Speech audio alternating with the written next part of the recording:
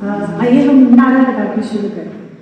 यीशु मसीह के नाम की जय, मसीह की जय, यीशु मसीह के नाम की जय, मसीह की जय। वो आने वाला है। हालेलुया। मैं सबसे पहले खुदावंद का शुक्र करूंगी जिसने मुझे बहुत खूबसूरत मौका बख्शा कि हम ये एडवेंट के सीजन में, क्रिसमस के सीजन में आज जब भी हम पाक कलीसिया के साथ यहाँ इकट्ठा हुए हैं, हम उसकी परस्तिश करें और पाक कलाम को खोलें। और मैं पास्टर जी आपका बहुत बहुत शुक्र करती हूँ कि आपने मुझे ये मौका बख्शा कि मैं पाक कलाम को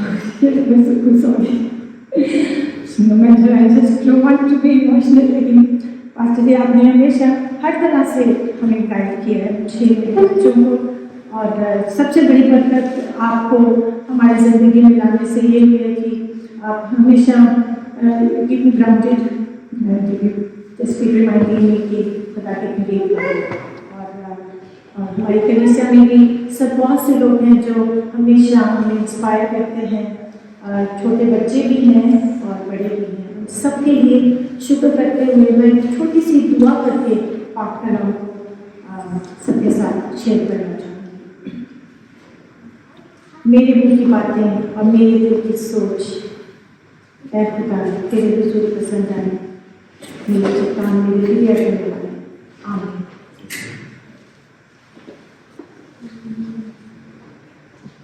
तो सबसे पहले let's have some interactions and I just want to ask everybody कि सब बताओ कि हम क्रिसमस क्यों मनाते हैं, बड़ा दिन क्यों मनाते हैं। आई नो कि सबको एक बात तो ज़रूर मालूम होनी चाहिए, तो can just have some volunteers to answer. बताएं क्रिसमस क्यों मनाते हैं, बता दो। Celebrate the birth of Jesus, rightly said so. बड़े नामों वाले की पैदाइश करें। और कोई शेयर करना चाहेंगे? Beginning of the celebration. Yeah, that's why. Yeah, that's why it's called the season of Advent as well. So I got a few reasons here. Yes. Just is to teach on that we need the Lord. That is in my list as well. Dr. Saab, सुनिए। To celebrate the fulfillment of prophecy. Sorry? To celebrate the fulfillment of prophecy. Okay, lovely. तो मेरे पास एक list है, उसमें सबसे पहले तो हमारे बेटे ने कहा है कि to celebrate the birth of our Lord Jesus Christ, और फैमिली के साथ टाइम स्पेंड करने के लिए हमें मौका मिलता है और तोहफे लेने और देने का मौका मिलता है। और जो हमसे लेस प्रिविलेज्ड लोग हैं उनको याद करने का भी मौका मिलता है, एक दूसरे के लिए दुआएं करने का, शांति की, गुडविल की और माफ़ी की दुआएं करने का। और वी मेकिंग मेमोरीज टुगेदर, अच्छी यादें बनाते हैं। और somebody said celebrate new beginnings, yeah, we celebrate new beginnings। और different cultural celebrations attend करते हैं, जब nativity scenes देखते हैं जाके। And above all, it's a season to give thanks। So आज हम सब एक मेन आयत पे फोकस करने वाले हैं। इनफैक्ट तो आयसाया चैप्टर 7 वर्स 14 और आयसाया चैप्टर 9 वर्स 6। तो मैंने जो आयतें रेफरेंस के तौर पे लिखी हैं उनको मैं खुद ही पढ़ना चाहूँगी, क्योंकि मेरी कोशिश है कि मैं हिंदी ज़बान में उसको पढ़ूँ।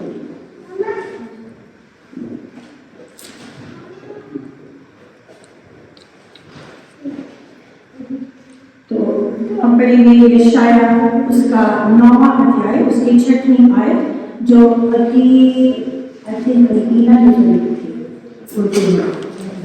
क्योंकि हमारे लिए एक बालक उत्पन्न हुआ, हमें एक पुत्र दिया गया है और प्रभुता उसके कांधे पर होगी और उसका नाम अद्भुत युक्ति करने वाला, पराक्रमी परमेश्वर, अनंत काल का पिता और शांति का राजकुमार रखा जाएगा। और उससे पहले एक आयत है यशाया, उसका 7वां अध्याय और उसकी 14वीं आयत। इस कारण प्रभु आप ही तुमको एक चिन्ह देगा, सुनो, एक कुमारी गर्भवती होगी और पुत्र जनेगी और उसका नाम इम्मानुएल रखेगी। हम जब यशाया नबी की किताब पढ़ते हैं तो उसमें उस जो नबी ने बहुत सी नबूवतें की हैं, बहुत सी प्रोफेसीज की हैं, उनमें से 25 जो नबूवतें हैं, प्रोफेसीज हैं, वो जीसस क्राइस्ट के बारे में है, मसीहा के बारे में है, मसाया के बारे में है।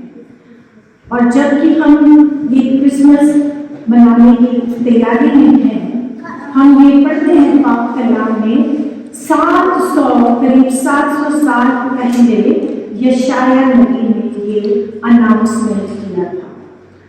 हम सब जानते हैं कि यीशु मसीह का जो जन्म है, if we just go by the words, by the literal words, that it's not the birth which is miraculous, it is the conception which was miraculous.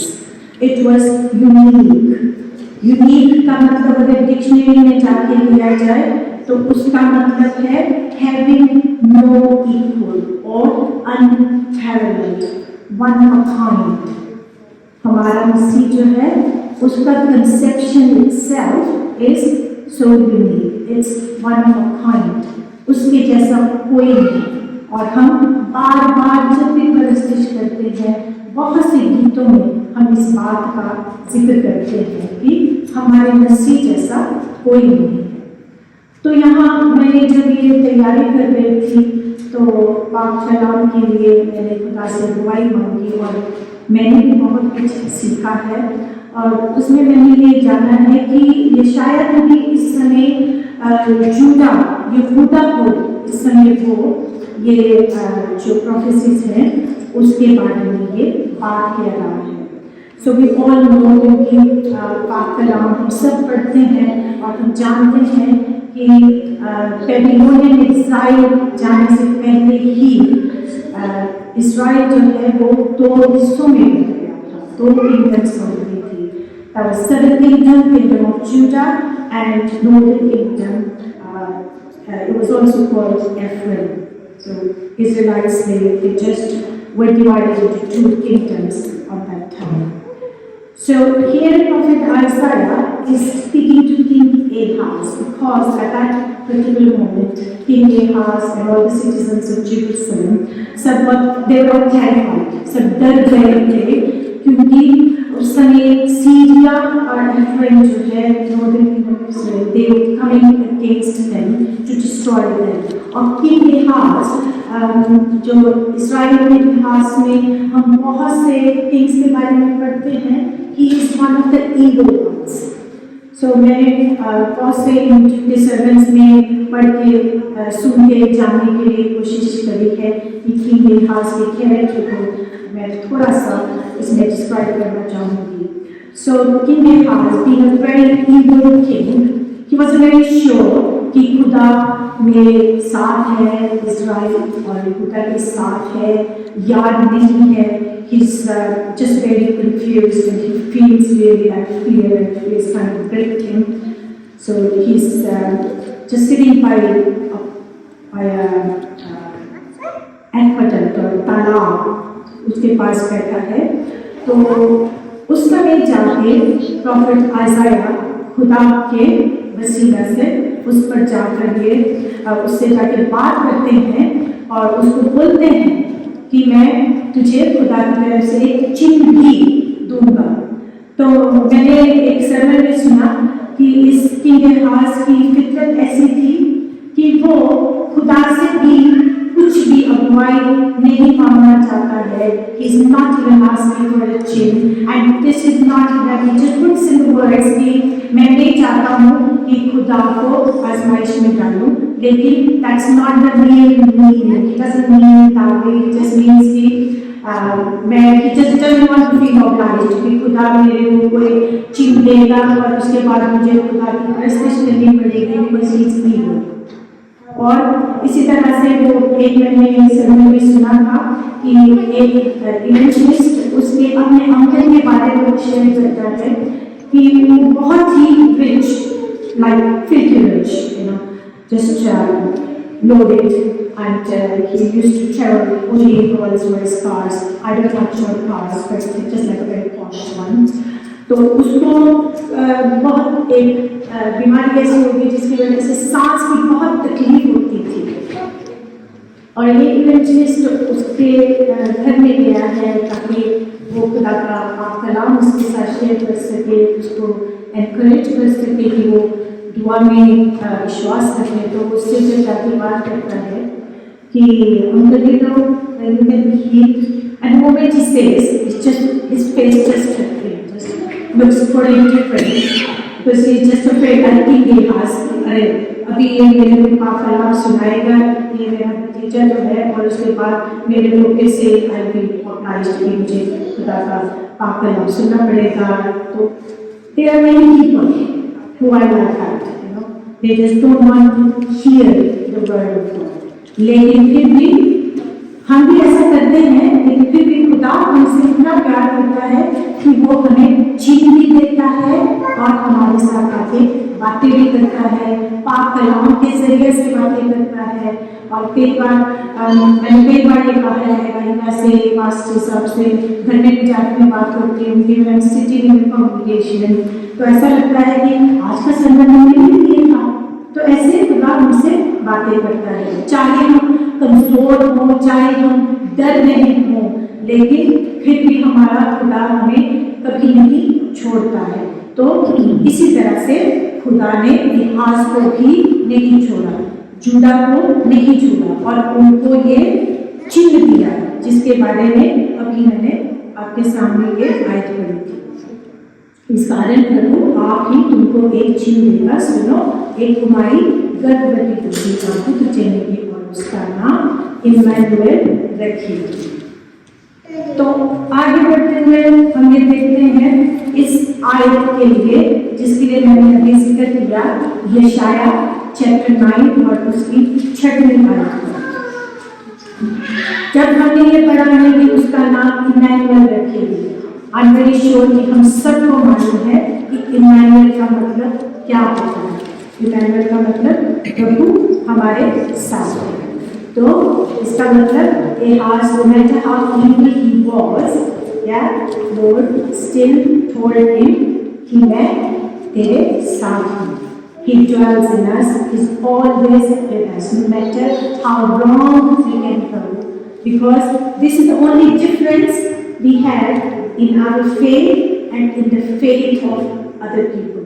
हमें हमारे कामों की वजह से नहीं मिलती है बचा, हमें सिर्फ इसलिए निजात मिलती है कि खुदा हमारा खुदा जो रहमदिल है और वो हमसे प्यार करता है। उसकी फितरत है कि वो सिर्फ हमें देना चाहता है, माफ़ी देता है, मोहब्बत देता है, तो और हमारे बीच में रहता है। उसका यही वादा है और यही चिन्ह उसने अपने नबियों के जरिए से हमें बताया है।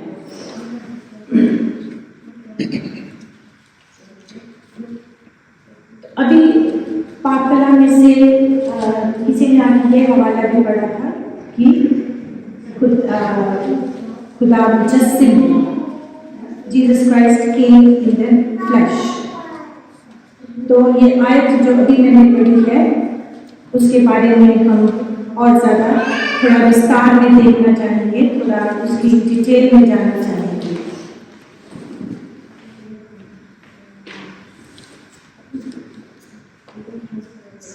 फरिश्ता जिब्राइल जो है, एंजल गैब्रिएल जो है, उसने भी जाकर के मरियम से यही कहा जो हमने अभी यशाया के चैप्टर 7 की वर्स 14 में पढ़ा। उसने स्वर्गदूत ने जाकर के उससे मरियम से कहा, स्वर्गदूत ने उससे कहा, हे मरियम, भय मत खाओ, क्योंकि परमेश्वर का अनुग्रह तुझ पर हुआ है, और देख तू गर्भवती होगी और तेरे लिए पुत्र उत्पन्न होगा, तो उसका नाम यीशु रखना। तो अभी हमने 2 नाम पढ़े, इमानुएल, यीशु।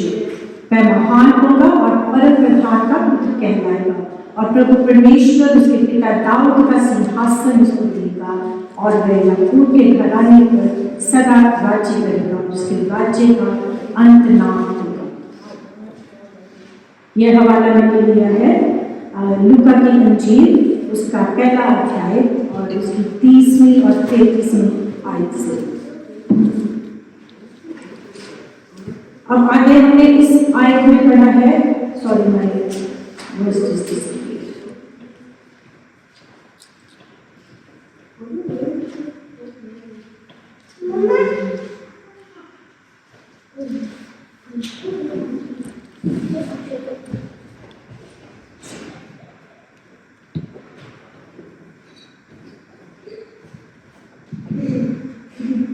प्रभुता उसके कांधे पर होगी।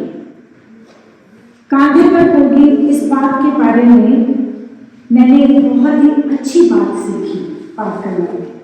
व्यवस्था विवरण ड्यूट्रोनॉमी उसका चैप्टर 33 और वर्स 12 में हम क्या देखते हैं, उसमें लिखा हुआ है, मैं आपके लिए ये हवाला करना चाहूंगी। अगर किसी को मेरे से पहले मिलता है तो निकाल ले। व्यवस्था विवरण ड्यूट्रोनॉमी chapter 33 verse 12।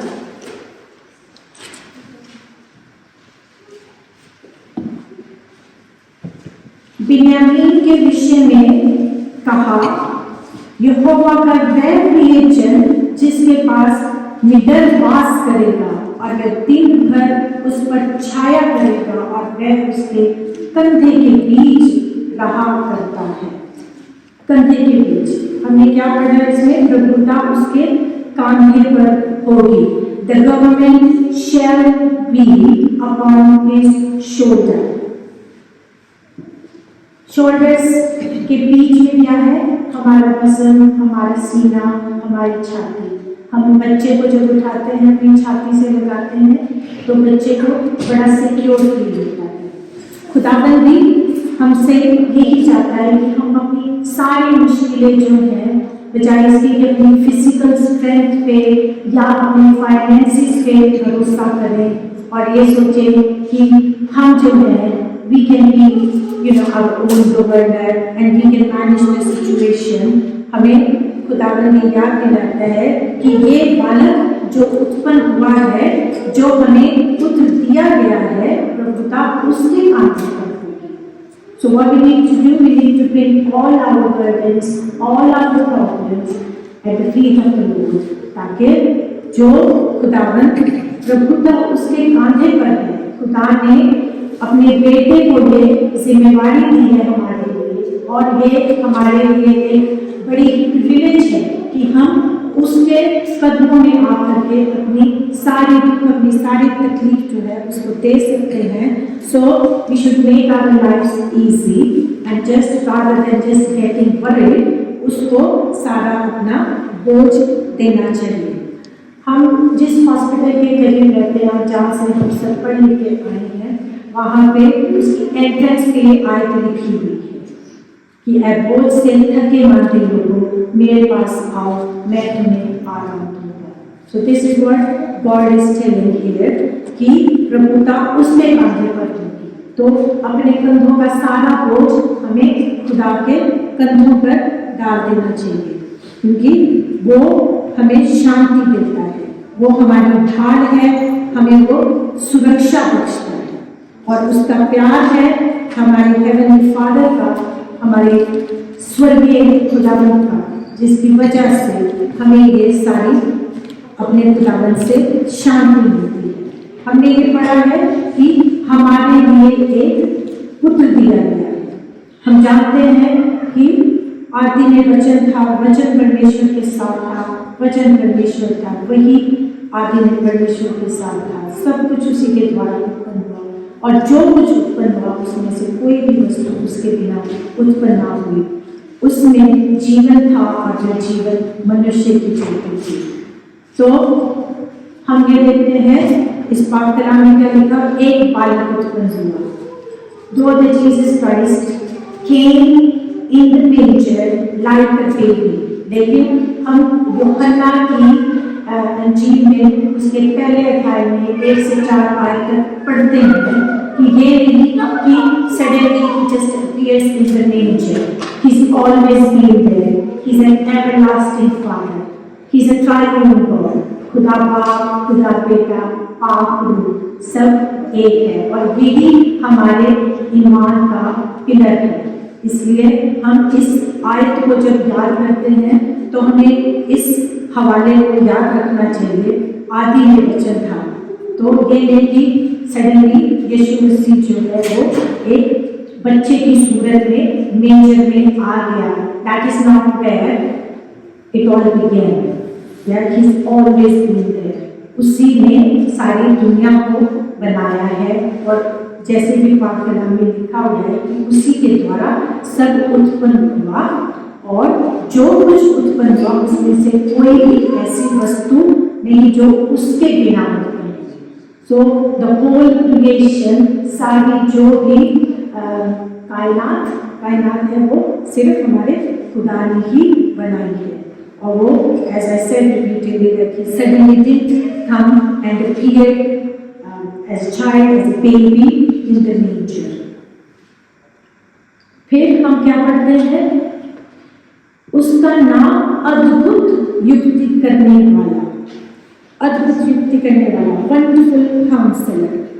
Jesus Christ is our helper, our counselor, he is our leader and our guide. So हम Psalm 121 में क्या पढ़ते हैं, मैं अपनी आंखें पर्वतों की ओर लगाऊंगा, मुझे सहायता कहाँ से मिलेगी? कहाँ से? हमारे यहोवा से, हमारे यीशु से। और फिर हम Psalm 23 में भी यही पढ़ते हैं। पाक कलाम में हमें बहुत से ऐसे हवाले मिलेंगे, खासतौर पे भजन संहिता में, ज़बूर में, साम्स में हमें बहुत से ऐसे हवाले मिलते हैं। Psalm 23 में क्या लिखा है, वह मेरे जी में जी ले आता है, he refreshes my soul।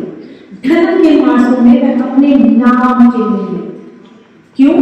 अपने नाम के लिए, for his name's sake, not because you are good, not because I am good, because he is good, and for the sake of his name he guides us, he leads us. He's a wonderful leader, wonderful counselor, wonderful teacher, so wonderful that even Nicodemus came to learn from him. Nicodemus, who was supposed to be a very learned man, लेकिन वो भी हमारे यीशु मसीह के पास सीखने के लिए आया, पूछने के लिए आया, क्योंकि यीशु मसीह का जो सिखाने का, टीच करने का तरीका था, it was really wonderful and he is our wonderful counselor. इसलिए पाक कलाम में नबियों के जरिए भी खुदा ने ये हम पर जाहिर किया कि उसका नाम अद्भुत युक्ति करने वाला। हम पाक कलाम में पढ़ते हैं साम की औरत के बारे में कि कैसे यीशु मसीह ने उसके साथ बात करते हुए उसको एक तरह से काउंसलिंग दी और उसको इस बात का एहसास हुआ that she has to face the past and then trade her shame for salvation. उतनी छोटी सी कॉन्वर्सेशन के बीच में यीशु मसीह ने उसको इस बात का एहसास दिला दिया कि she doesn't have to be worried about what is her past. She has to just put it away and just receive the salvation. इतनी अच्छी तरह से उतनी छोटी सी कॉन्वर्सेशन में इस so amazing कि हम अपनी रोज़मर्रा की ज़िंदगी में अगर किसी से बात करते हुए उसको बातों में अच्छी सी सलाह देते हैं। You know, some people have that knack, not everybody has that knack, but हमारा यीशु जो है, he is a wonderful counselor, so इसलिए वो हम सबकी हर बात को जानता है, हमारे अकेलेपन को, हमारी टूटी हुई जिंदगियों को वो सब कुछ जानता है, हमें इस बात से शर्मिंदगी है, वो सब कुछ जानता है, लेकिन फिर भी वो जब हम उसके पास आते हैं हमें गाइड करता है। He is our wonderful counsellor.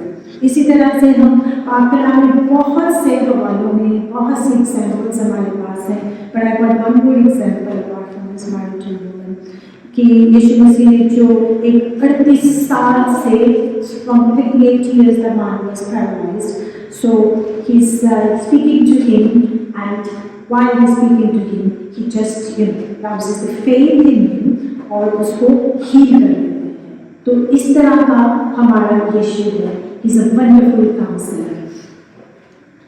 And then we read the next quality or the next part of the prophecy that we see in our Lord Jesus Christ through prophet Isaiah, that वो पराक्रमी परमेश्वर है, he is a mighty God। Name of the Lord Jesus is powerful, his name is above all the names। हम प्रेरितों के काम Acts chapter 4 verse 12 में पढ़ते हैं,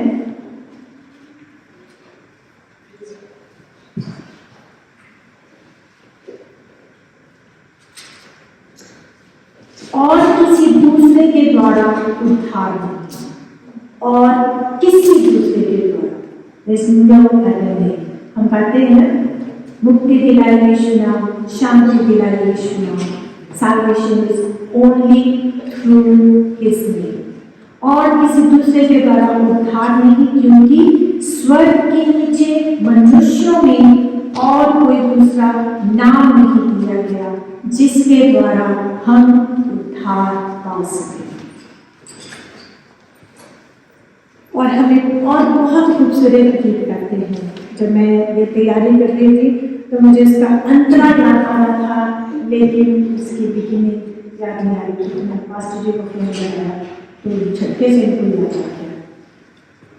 उनसे देखिए आसमान के तले ज़मीन के ऊपर, आसमान के तले ज़मीन के ऊपर,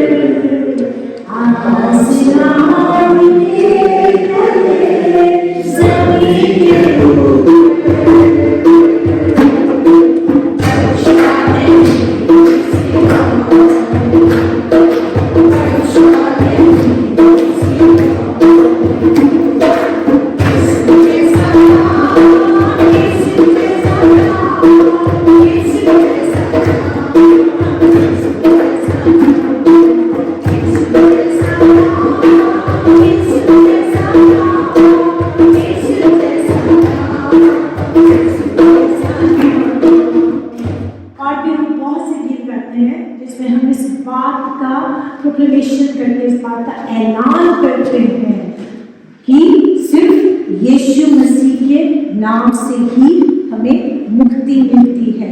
क्यों? क्योंकि he is an almighty God, वो पराक्रमी परमेश्वर है।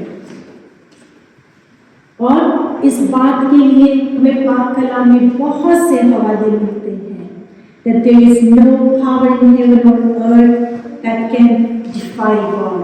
यहाँ तक कि हम पाक कलाम में देखते हैं कि बंदूकें भी खुदा के पाक कलाम के हुक्म के बिना कुछ नहीं कर सकती।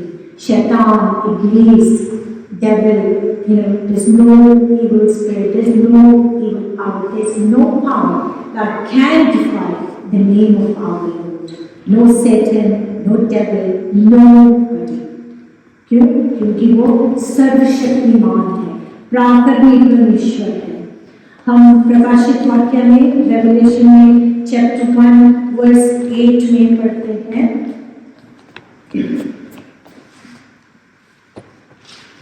प्रभु परमेश्वर वह जो है और जो था और जो आने वाला है, जो सर्वशक्तिमान है, ये कहता है कि मैं ही अल्फा और ओमेगा हूँ। I am the beginning and I am the end। हमारा खुदावन हमारा रूलर है, हमारा शासक है, हमारा राजा है, पराक्रमी है। और वो खुदावन हमें दावत देता है, हमें अपने पास बुलाता है कि अपना सारा बोझ जो है वो मुझ पर ले लिया।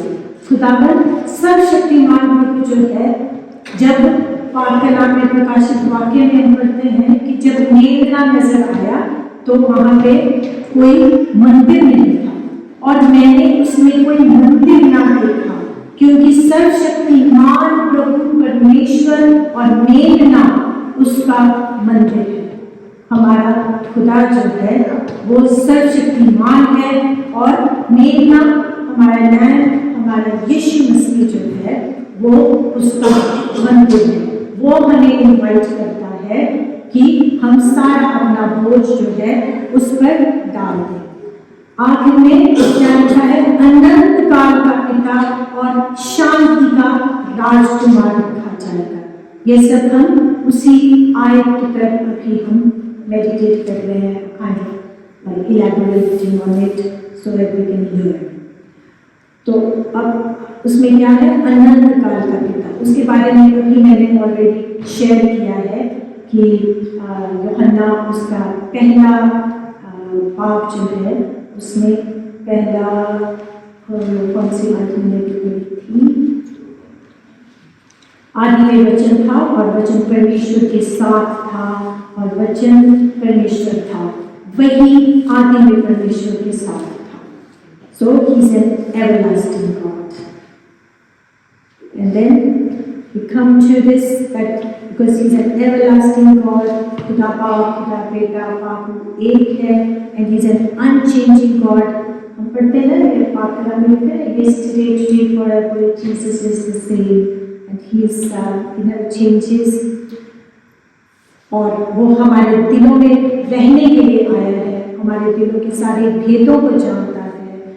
हम इसके बारे में पाक कलाम में साम चैप्टर 44 भजन संहिता 44 वर्स 21 में पढ़ते हैं कि परमेश्वर जो है हमारे मन की गुप्त बातों को जानता है, क्योंकि वो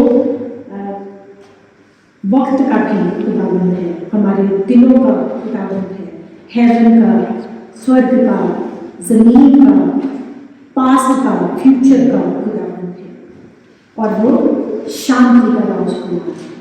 He is Prince of Peace. So Jesus Christ, he came to restore the broken relationship. He offers us the assurance of eternal life. अनंत जीवन के लिए खुदावंद हमसे वादा करता है। और हमारी जिंदगी में कितने भी chaos हो, he just wants us to live a well-ordered and balanced life। क्यों? क्योंकि वो शांति का राजकुमार है। So जो भी मैंने शेयर किया है, I have to sum it up। I would say कि इस क्रिसमस सीजन में, बड़े दिन की आमद की तैयारी में, let's all embrace our God of peace। अपने शांति के राजकुमार को, शांति के खुदावंद को हम अपनाएं। एवरलास्टिंग गॉड, जो हमेशा अनंत जीवन देने वाला खुदावंद है, जो हमारे बीच में रहता है, हम उसके कंधों में जाकर के अपना सारा बोझ डालेंगे, because he is the one who is being given this name, wonderful counselor। उसको हम लीड करने के लिए उसके पास जाएं कि वो हमें लीड करे। अपनी फिजिकल स्ट्रेंथ पर या अपनी किसी भी टैलेंट पर हम भरोसा करके किसी भी तरह से निजात हासिल नहीं कर सकते। हमें हमारे कामों के द्वारा नहीं निजात मिलेगी, सिर्फ इस विश्वास से निजात मिलेगी जब हम ये मान लेंगे कि हमारे लिए एक बालक उत्पन्न हुआ है। हमें ये मानना है कि वो हमारे लिए उत्पन्न हुआ है, वो आया कि हमारे लिए है, और जब से भी पर उसने जान दी तब से हमारे लिए उसने दी। हमें इस बात को अंगीकार करना होगा, we have to embrace this, कि वो सर्वशक्तिमान खुदावंद जो है वो हमारा बोझ अपने कंधों पर लेकर के हमें शांति की जिंदगी देने के लिए आया है। तो इसी बात में मुझे एक और गीत याद आया है, हम इन सारे नामों को जब मैं पढ़ रही थी तो मुझे और गीत याद आया। अशदाई भी तू, अदुलाई भी तू, अशदाई